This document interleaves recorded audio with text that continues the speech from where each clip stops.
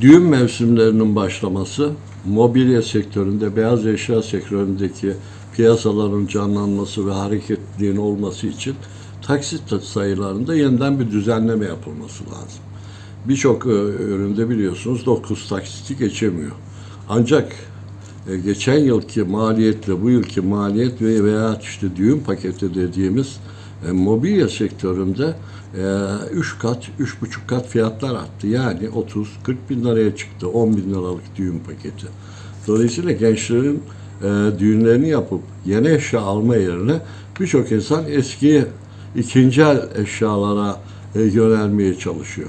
Halbuki hem sektördeki yığıntının hem alanların gönül rahatlığıyla kullanabilecekleri veya ödeyecekleri taksit sayıları da çok önemli.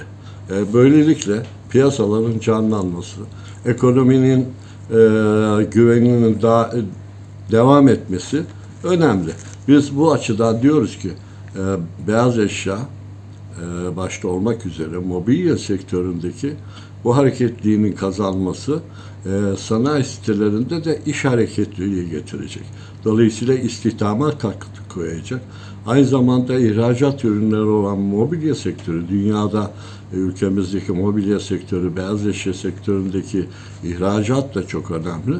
Dolayısıyla piyasaların canlılığına, hareketliliğinin sağlanması taksit sayılarıyla da ilintili.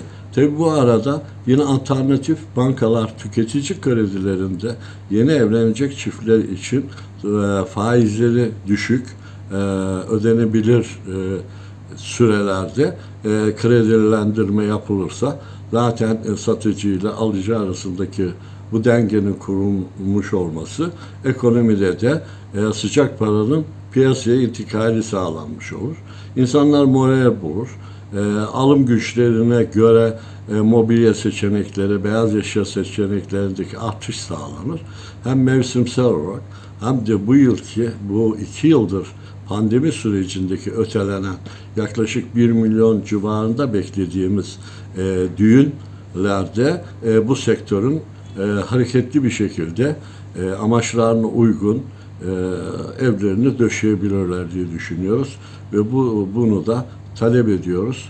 Gerçekleştiği zaman da kazan felsefesiyle herkes bu işte karlı çıkacağını ifade etmeye çalışıyoruz.